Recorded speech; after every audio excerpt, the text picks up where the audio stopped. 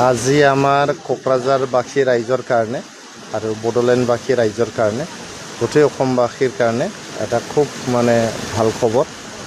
আমাৰ এই ৰাইমানা অঞ্চলৰে বা আমাৰ গোসাইগাঁও অঞ্চলৰ দুইজন উদ্যমী যুৱক মানস বসুমতাৰী আৰু জয়ন্ত বসুমতাৰী দুইজন এই উদ্যমী যুৱকে আজি এই বল্লামজোৰা গাঁৱত ৰাইমানা নেশ্যনেল পাৰ্কৰ কাষত বল্লামজোৰা গাঁৱত এটা ৱাটাৰ পাৰ্ক খুলিছে। ৰিচ ৱাটাৰ পাৰ্ক বুলি এইটো নাম দিছে, দি পেলাই আজি এইটো উদ্বোধন কৰা হ'ল।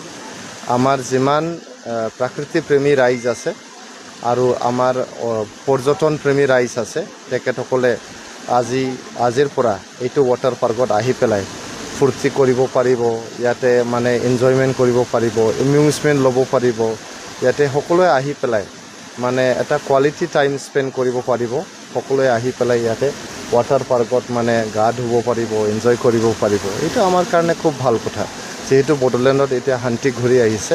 এনেকুৱা এটা উদ্যোগ, এনেকুৱা এটা ব্যৱস্থা থকাটো খুব দৰকাৰ আছিলে। এই যে এটা দৰকাৰ আছিলে এইটো পূৰণ কৰিলে আমাৰ মানস বসুমতাৰী আৰু জয়ন্ত বসুমতাৰী দুই উদ্যমী যুৱকে। তাৰ কাৰণে মই তেখেতসকলক ধন্যবাদ দিছোঁ আৰু ৰাইজক আহ্বান কৰিছোঁ, অনুৰোধ জনাইছোঁ তেখেতসকলে যাতে আহি পেলাই এই আমাৰ ৰিচ ৱাটাৰ পাৰ্ক, এই ৰাইমানা যোনটো গেট আছে নেশ্যনেল পাৰ্কৰ অলপ ভিতৰত আহি পেলাই আমাৰ যোনটো চৌধুৰী ঘাট বুলি কয়, চৌধুৰী ঘাটৰ আগত বল্লামজোৰা যে গাঁও আছে, এই বল্লামজোৰা গাঁৱত এই ৰিচ ৱাটাৰ পাৰ্কটো কৰা হৈছে। গোটেই আমাৰ ৰাইমানা অঞ্চল ঘূৰি পেলাই জমদুৱাৰ যোনটো আমাৰ পিকনিক স্পট আছিলে এইটো ঘূৰি মেলি আহি পেলাই ইয়াতে ৱাটাৰ পাৰ্কত আমি ফান এক্টিভিটিজ ইয়াতে কৰিব পাৰোঁ।